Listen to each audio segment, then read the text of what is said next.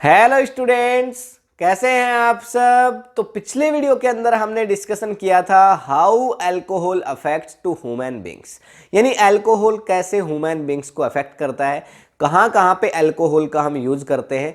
Particularly हमने ethanol के बारे में बात करी थी। तो बहुत इंटरेस्टिंग वीडियो था। अगर आपने अभी तक नहीं देखा है तो ऊपर आई बटन पे लिंक है, वहां से जाकर के आप उस वीडियो को देख सकते हैं।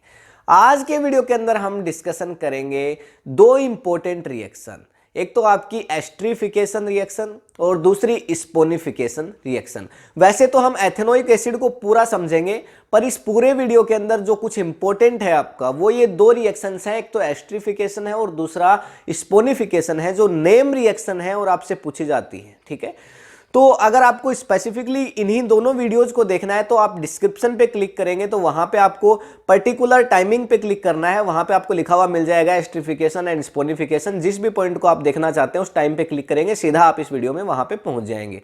तो इसी तरह से आप अपना जो टाइम है उसको बचा सकते हैं। तो बाकी काफी सारी चीजें हम डिस्कशन करने वाले हैं। तो सबसे पहले हम स्टार्ट करते हैं एथेनोइक एसिड। एथेनोइक एसिड है, उसका फॉर्मूला आपके पास क्या होता है, CH3COOH। ये आपके पास इसका फॉर्मूला होता है एथेनोइक एसिड का। आप चाहें तो आप इसको किस तरह से राइट डाउन कर सकते हैं, CH3C डबल बॉन्ड O और OH, इस तरह से भी इसको राइट डाउन। देखिए ये O है, इसने इसकी बेसिकली दो वैलेंसी कंप्लीट होनी है, एक बॉन्ड हाइड्रोजन के साथ है और दूसरा कार्बन के साथ है। इस तरह से आप इसको राइट डाउन कर सकते हैं। तो ये आपका है एथेनोइक एसिड। ठीक है, जो एथेनोइक एसिड है उसी का नेम है आपका carboxylic acid. Carboxylic acid, ethanoic acid और एक एसिटिक एसिड, ये भी सेम उसी का नाम है। एसिटिक एसिड इसका नेम क्यों है, क्योंकि ये इसको एसिटम से लिया जाता है। एसिटम क्या होता है, विनेगर। विनेगर होता है सिरका, उससे इसको लिया जाता है, इसलिए इसका नाम एसिटम भी है। ठीक है ना। तो एसिटिक एसिड, कार्बोक्सिलिक एसिड और साथ ही एथेनोइक एसिड, सारी सेम बातें हैं। ठीक है, इतनी बात तो आपको क्लियर हुई। अगर एथेनोइक एसिड का 5.8% वाटर में ऐड कर दिया जाए, यानी 100% में से बाकी सारा वाटर हो और उसमें 5.8% क्या हो, एथेनोइक एसिड हो, तो उसको बोला जाता है विनेगर, मतलब सिरका। विनेगर को हिंदी में सिरका कहा जाता है। ठीक है, ये तो कॉमन बात हो गई किसके बारे में, एथेनोइक एसिड के बारे में। इसकी कुछ फिजिकल प्रॉपर्टीज की बात कर लेते हैं। सबसे पहली चीज, पहली प्रॉपर्टी, इसका जो मेल्टिंग पॉइंट है वो 290 केल्विन होता है। ठीक है, केल्विन के अंदर 290 है। इसका अगर सेंटीग्रेड में कन्वर्ट करोगे तो करीब करीब ये आपका 70 डिग्री सेंटीग्रेड के आसपास चला जाएगा। तो इतने डिग्री इसका मेल्टिंग पॉइंट होता है। मेल्टिंग का आप मतलब समझते होंगे, एक सॉलिड स्टेट से कोई अगर सब्सटेंस है वो लिक्विड स्टेट में जिस टेम्परेचर पे आ जाता है उसको मेल्टिंग पॉइंट कहा जाता है। तो इसका जो मेल्टिंग पॉइंट है वो 290 केल्विन होता है। डिग्री सेंटीग्रेड में बात करेंगे तो लगभग 70 डिग्री। ठीक है, इसको ग्लेशियल एसिटिक एसिड भी कहा जाता है। ग्लेशियल एसिटिक एसिड क्यों कहेंगे इसको, क्योंकि जब विंटर्स का टाइम होता है तो ये आइस के जैसे फ्लोक बना लेता है। आइस आप समझते हैं ना, जैसे ग्लेशियर होते हैं, जैसे बर्फ बन जाती है ग्लेशियर्स के अंदर, आपको पता है पानी की जो बर्फ वो बनी होती है, तो ठीक वैसे ही ग्लेशियर्स के जैसे आइस फॉल के बना लेता है विंटर्स के टाइम में, और जिस वजह से इसको ग्लेशियल एसिटिक एसिड के नाम से भी जाना जाता है। एक वीक एसिड की कैटेगरी के अंदर आता है। नॉर्मली स्ट्रॉन्ग एसिड कौन से होते हैं, जिनमें बहुत ज्यादा हाइड्रोजन आयन, जैसे HCl हाइड्रोक्लोरिक एसिड, बहुत अच्छा स्ट्रॉन्ग एसिड होता है। लेकिन HCl के मुकाबले ये जो आपका एसिड है एसिटिक एसिड, CH3COOH, एक वीक एसिड होता है। ठीक है, अब बात कर लेते हैं केमिकल प्रॉपर्टीज के बारे में। सबसे पहली केमिकल प्रॉपर्टी आती है पहली रिएक्शन के फॉर्म में, जो बहुत इंपॉर्टेंट रिएक्शन है आपके एग्जाम के पॉइंट ऑफ व्यू से, जिसको कहा जाता है एस्ट्रिफिकेशन रिएक्शन। क्यों कहते हैं इसको एस्ट्रिफिकेशन रिएक्शन, क्योंकि इसमें एस्टर बन जाता है। एस्टर का यूज बहुत सारे जो परफ्यूम है, डिओड्रेंट्स, उनमें किया जाता है।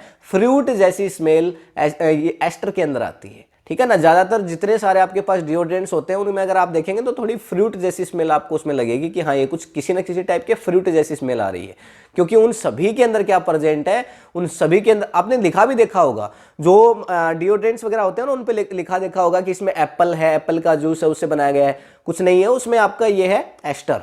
ठीक है ना, एस्टर की स्मेल ही फ्रूट के जैसी है। ठीक है, लेकिन नॉर्मल जो लोग हैं उनको नहीं पता होता इतना केमिस्ट्री के बारे में, तो लेकिन अब आप जानते हैं जो डिओड्रेंट्स वगैरह हैं उनमें एस्टर यूज होता है और वो एस्टर बनता है एस्ट्रिफिकेशन रिएक्शन से। मतलब इस एथेनोइक एसिड से, कार्बोक्सिलिक एसिड या एथेनोइक एसिड एक ही बात है, जो कुछ भी हम चाहे कह सकते हैं, या एसिटिक एसिड, इसकी हेल्प से यहां पे बन जाता है आपके पास एस्टर, और रिएक्शन को हम एस्टरिफिकेशन बोलते हैं। देखते हैं, सबसे पहले कार्बोक्सिलिक एसिड है, कार्बोक्सिलिक एसिड। कार्बोक्सिलिक एसिड की रिएक्शन होती है अल्कोहल से।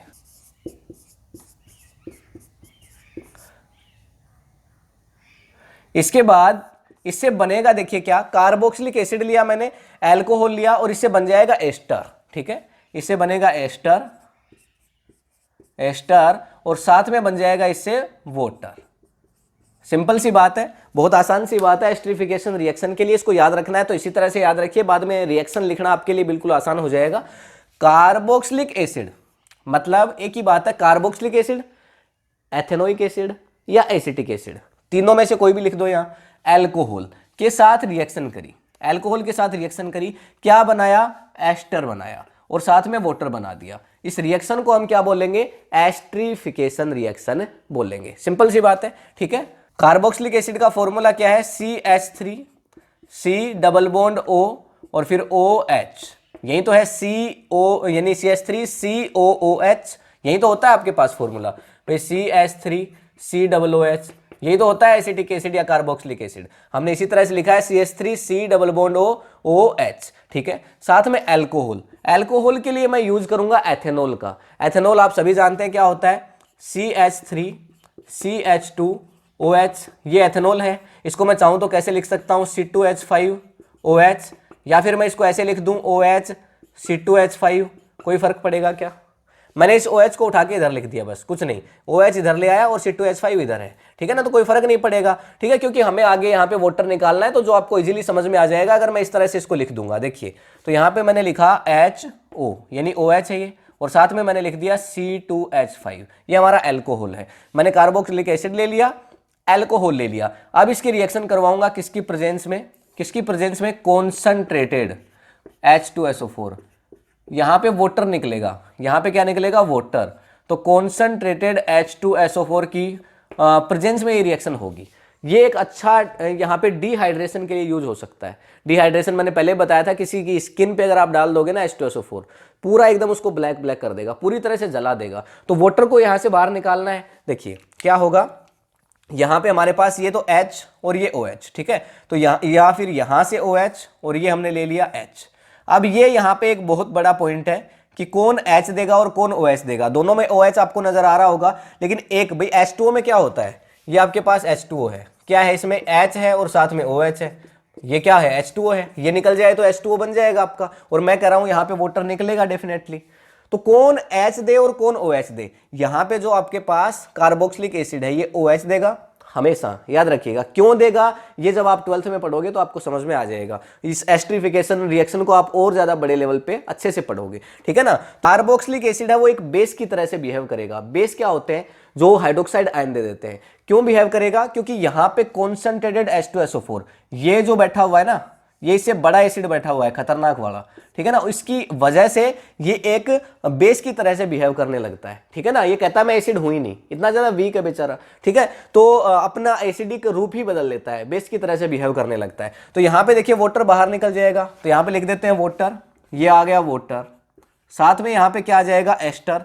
बस कुछ नहीं करना, उठा के सीधा का सीधा लिख दो जो बचा हुआ है, CH3 है देखिए, ठीक है, यहाँ पे लिख देता हूं, देखिए यहाँ पे प्लस CH3, उसके बाद क्या है, C डबल बॉन्ड O, ये हमने लिखा C, ये लिखा डबल बॉन्ड O।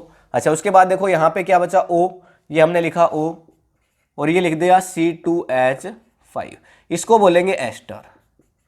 ये हमारे पास एस्टर है, ठीक है। सिंपली ये एस्टरिफिकेशन रिएक्शन है, ठीक है। तो यहाँ पे हमारे पास देखिए ये क्या था, अल्कोहल, ये तो आपके पास अल्कोहल था, ये देखिए अल्कोहल था,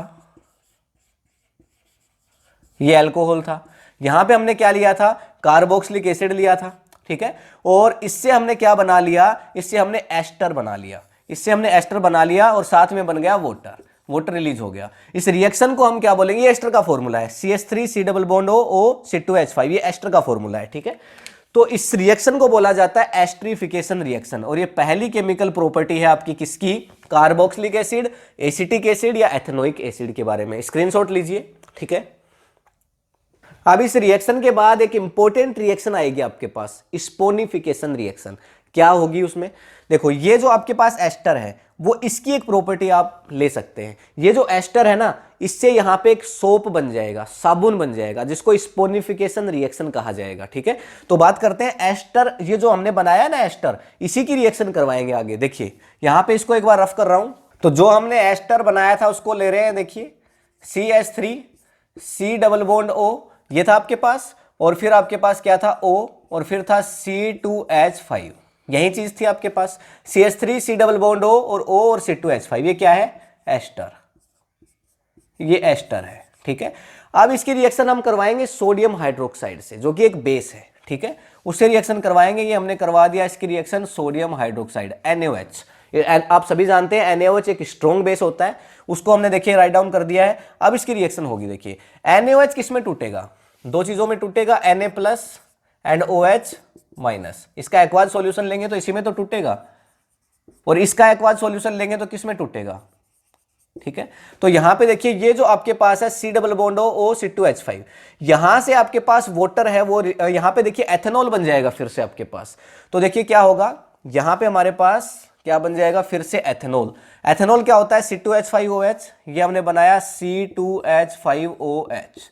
ठीक है, तो यहां से देखिए एक O, एक ऑक्सीजन निकल जाएगा, और एक देखिए यहां पे ये OH है, OH तो निकलना ही पड़ेगा भाई। सोडियम हाइड्रोक्साइड क्या देगा, ये आपके पास OH देगा, ये देखो दे दिया, तो ये OH है वो यहां से निकलेगा, और C2H5 यहां से निकल जाएगा। ये जो बॉन्ड है ना हमारा, ये टूट जाएगा, देखिए ये जो बॉन्ड है हमारा ये टूट जाएगा, ये यहां पे बॉन्ड टूटेगा, और ये जो C2H5OH है वो किसको लेके निकल जाएगा साथ, ये लेके निकल जाएगा किसको, इस OH को।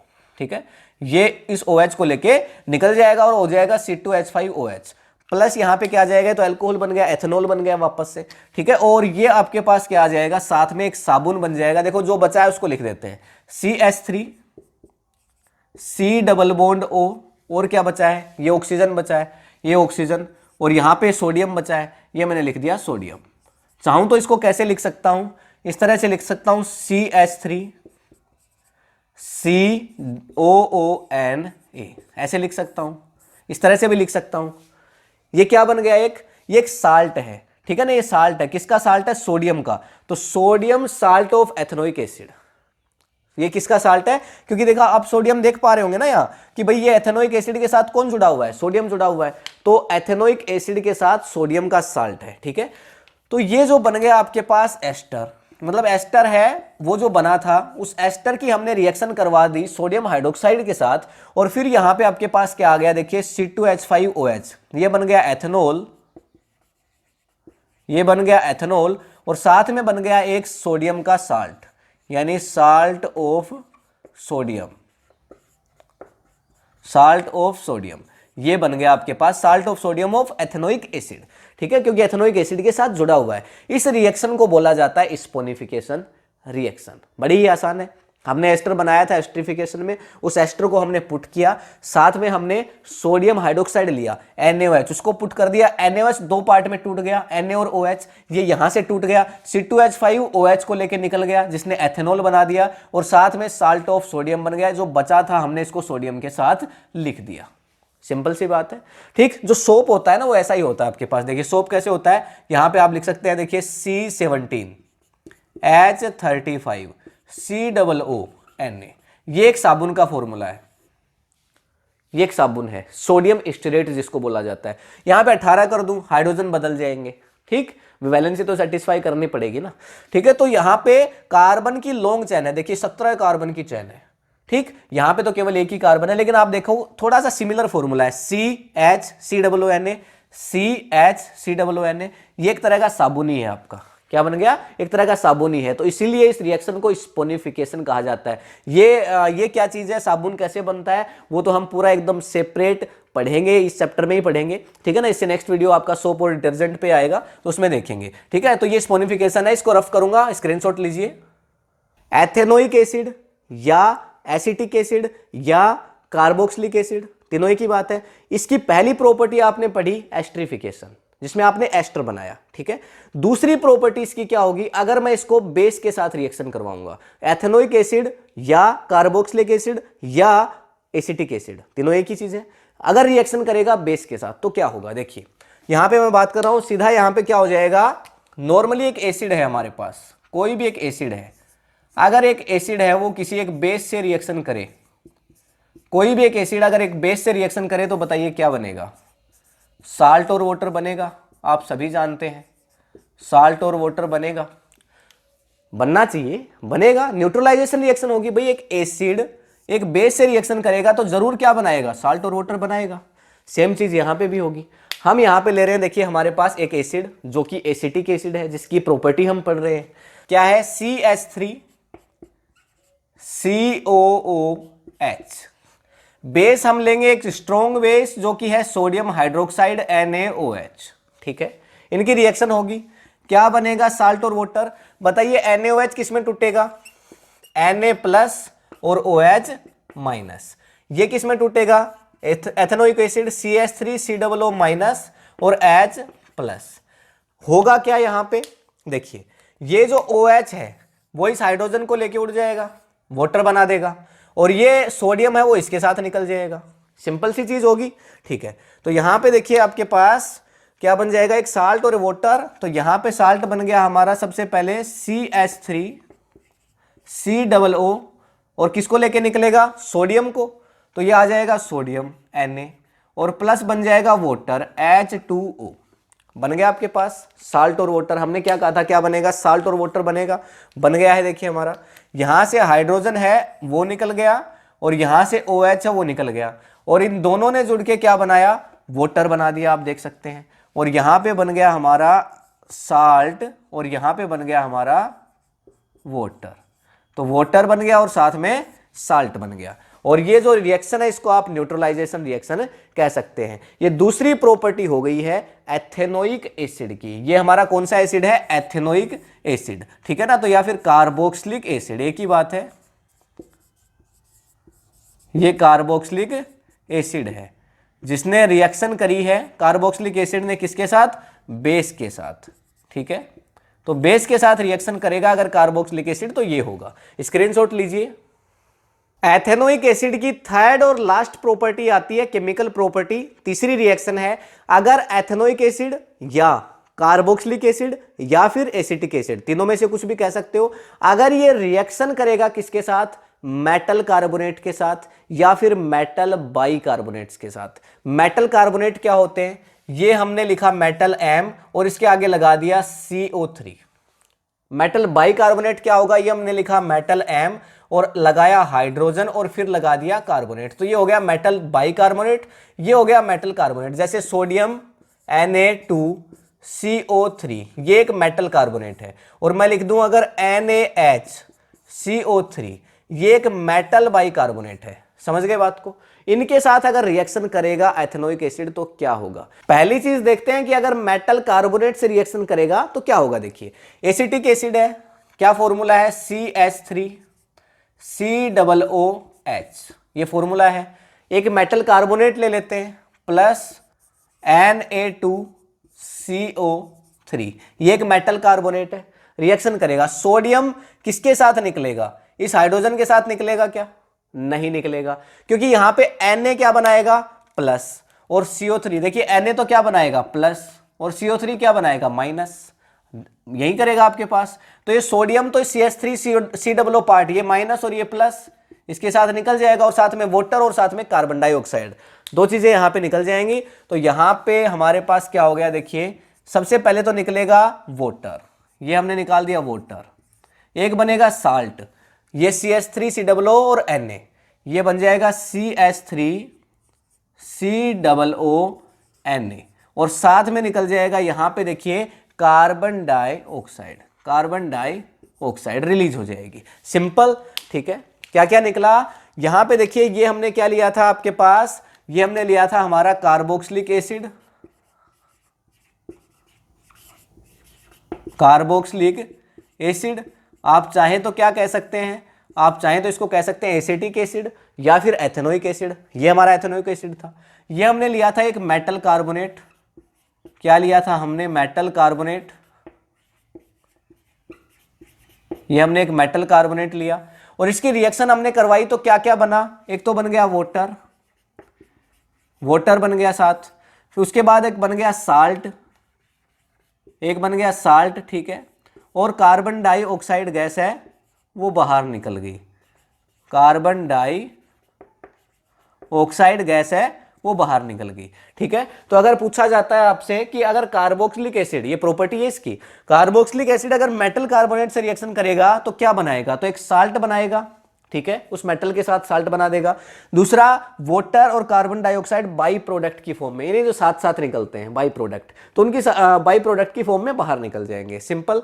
अब मेटल बाई कार्बोनेट से अगर रिएक्शन करेगा तो क्या होगा, इसकी बात कर लेते हैं। तो अब इस बार लेंगे एक मेटल बाई कार्बोनेट, ये हमने लिया हमारा कार्बोक्सिलिक एसिड CH3 COOH, ठीक है, प्लस हम ले रहे हैं NaHCO3, ये सोडियम बाइकार्बोनेट है, मतलब मेटल बाइकार्बोनेट है, ठीक है।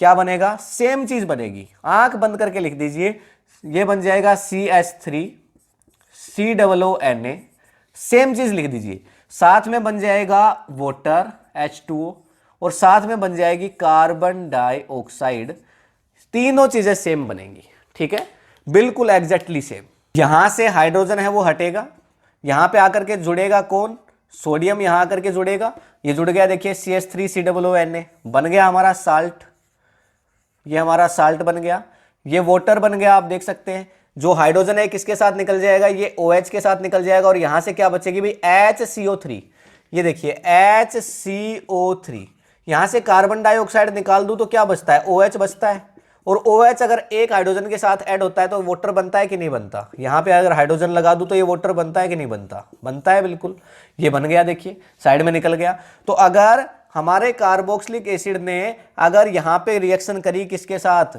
मेटल हाइड्रोजन कार्बोनेट या फिर मेटल, चलिए इसको लिख देता हूं, मेटल हाइड्रोजन कार्बोनेट या फिर मेटल बाइकार्बोनेट के साथ अगर रिएक्शन करी तो क्या बनेगा, हमने देख लिया है, साल्ट, वाटर और कार्बन डाइऑक्साइड वो बाहर निकल जाएगी, ये होगा। ऊपर वाली रिएक्शन बैलेंस नहीं है तो इसको बैलेंस कर सकते हैं, या यहां पे हम 2 पुट कर देते हैं, ठीक है, और उसके बाद देखिए Na2 है, यहां पे भी आपका 2 पुट कर देते हैं, ठीक है, ये रिएक्शन है वो हो गई है हमारी बैलेंस, ठीक है। तो सिंपली ये होता है जब आपके पास अगर मेटल कार्बोनेट या मेटल बाइकार्बोनेट रिएक्शन करता है कार्बोक्सिलिक एसिड, एथेनोइक एसिड या फिर एसिटिक एसिड, जो तीनों इसको बोल सकते हो, उसके साथ, ठीक है। तो स्क्रीनशॉट लीजिए। उसके बाद लास्ट पॉइंट आता है यूजेज ऑफ एसिटिक एसिड या एथेनोइक एसिड या कार्बोक्सिलिक एसिड, ठीक है। इसके जो यूजेज है वो क्या है, इसके अगर यूजेज की बात करते हैं तो सबसे पहले तो विनेगर बनाने में, मैंने बताया था 5.8% सॉल्यूशन इसका विनेगर की तरह से काम करता है, तो विनेगर की तरह से इसको यूज लिया जाता है, सिरका बनाने में इसका यूज किया जाता है। दूसरी चीज हम कहेंगे एस्टरिफिकेशन, हमने पढ़ा, इससे एस्टर बनाया जा सकता है, तो बहुत सारी फैक्ट्रीज के लिए बहुत सारे डिओड्रेंट्स वगैरह जो बनाते हैं जिनमें एस्टर यूज होता है, तो वहां पे एस्टर बनाने के लिए इसका यूज है वो किया जाता है, दूसरा पॉइंट हो गया। और तीसरा जो पिकेल है, पिकेल मींस अचार, अचार के अंदर एक प्रिजर्वेटिव की तरह से भी इसका यूज है वो किया जाता है, ताकि अचार है वो खराब ना हो, सड़े ना, ठीक है। तो ये सिंपली आपकी पूरी वीडियो बेस्ड थी एथेनोइक एसिड के ऊपर या फिर कार्बोक्सिलिक एसिड या फिर एसिटिक एसिड के ऊपर, सिंपल, ठीक है। तो तीनों चीजें एक ही है हमारे पास। तो एथेनोइक एसिड की सारी प्रॉपर्टीज हमने पढ़ ली, एथेनोइक एसिड है वो क्या है, उसकी फिजिकल प्रॉपर्टीज हमने पढ़ी, उसकी 3 रिएक्शन थी, पहले एस्टरिफिकेशन थी, उसके बाद बेस से रिएक्शन करता है तो क्या होता है, और तीसरा मेटल कार्बोनेट या मेटल हाइड्रोजन कार्बोनेट से रिएक्शन करता है तो क्या होता है। बीच में हमने स्पोनिफिकेशन भी पढ़ा था, जिसमें हमने देखा एस्टर से साबुन कैसे बनाया जाएगा, एस्टर अगर सोडियम हाइड्रोक्साइड के साथ रिएक्शन करता है तो फिर बन जाता है सोप आपका। सारी चीजें हमने पढ़ ली हैं और इसके यूजेज भी देख लिए हैं। ये वीडियो अगर आपको इन्फॉर्मेटिव लगा है तो इसे अपने फ्रेंड्स के साथ शेयर करिए, इस वीडियो को लाइक करिए। अगर आपका कोई भी क्वेश्चन है इस पूरे वीडियो से रिलेटेड तो नीचे कमेंट करिए, जो आपको यहां पे मैं रिप्लाई करूंगा। और आपने अभी तक अगर इस चैनल को सब्सक्राइब नहीं किया है तो कर लीजिए, बेल आइकन को जरूर प्रेस करिए ताकि सारे नोटिफिकेशंस आप तक मिलते रहें। बाकी मिलेंगे नेक्स्ट वीडियो के अंदर। नेक्स्ट वीडियो के अंदर जो आपका नेक्स्ट टॉपिक आएगा वो आएगा सोप एंड डिटर्जेंट। तो मिलते हैं, तब तक के लिए thank you, have a nice day.